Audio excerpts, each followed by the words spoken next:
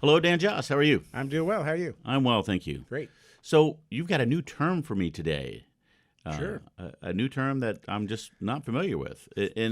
I've heard the word financial and I've heard the word infidelity, but not combined. Financial infidelity. Yeah.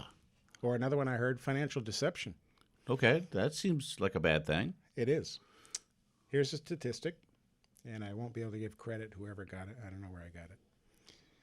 43% of adults with combined finances in a relationship, Mm-hmm. so think husband, wife, partners, Right. something, said they've committed an act of financial deception. Huh.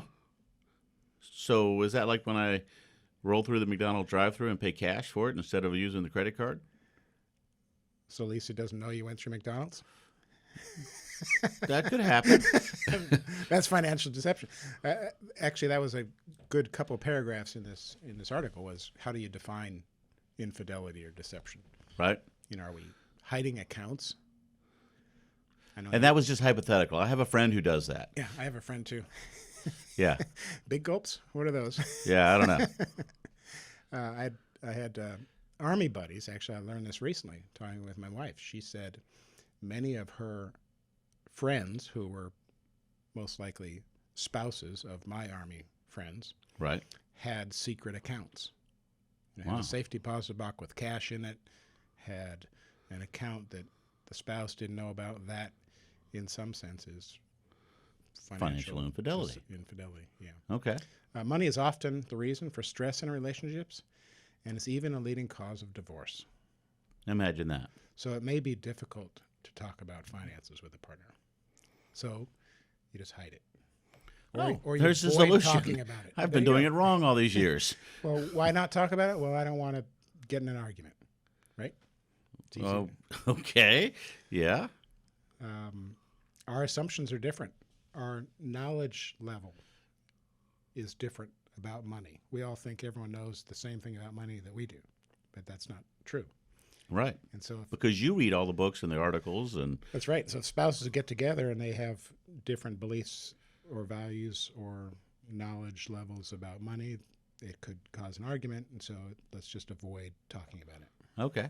And I'll make a secret account Sure. and I'll spend my money, you spend your money, and everything will be okay Right. until it's not. The ostrich approach. So as a advisor, we typically require meeting both spouses in a partnership Okay. because we can look at the screen, we can say these are the facts of where you're at, ask for validity. Is this everything? Right. Sometimes a client will say, "Oh, I forgot about Right. the timeshare," or something that is out there. But our goal is to get all of the information there, so then we can be honest about what our goals are, and they're different. Sometimes each spouse has his and her goals or their goals, and all those things. But the more accurate information we have, the better it is for everybody, because then we're relying on facts and truth and not making things up. Okay. So That makes sense. whether it's a good or bad purpose of why we're avoiding talking about money or hiding purchases, Mm-hmm. it doesn't help. Right. So, according to a U.S. News survey, over half the couples who experienced financial infidelity also happened to be in major debt. Imagine that. On the flip side, of those who did not experience financial infidelity, only 22.7% were in debt. Hmm. So Seems like there's a connection there's there. a connection between debt and lying. Hmm. Not being honest. Is that Wonder a how better that way could to be. say it? Right. So it's interesting, Yes, it is. and it causes divorce, causes arguments. Right. So And so, really, having those conversations with both people in the relationship is really important. And you can maybe if there's a couple out there who might be wanting to clear up some infidelity in their finances, should reach out to you, and you can yeah, help we're them gonna sort through that. Yeah, our first few meetings are sometimes referred to as discovering. Right. Sometimes it's a get organized meeting. Okay. However you view it, we're going to find out typically more than one of the spouse knows.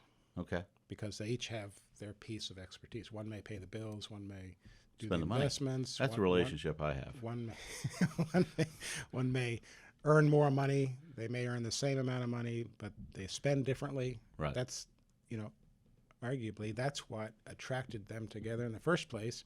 And sometimes we actually find out what that early connection was and fix things. Okay. So it's fun. Yep. It's fun. But it's a tough thing it's like the dentist, right? We don't want to go, but we're happy when we've finished. No, usually I pay the bill on my way out. I'm not happy about that at all. My mouth hurts and my wallet hurts. So Shouldn't your mouth be numb? maybe. All right. So if somebody wants to get in touch with you, they should call you, I bet. Call us, 757-903-2127. All right. The website is jossbrown.com. Excellent. We're Well, we here. appreciate you being here. Thank you.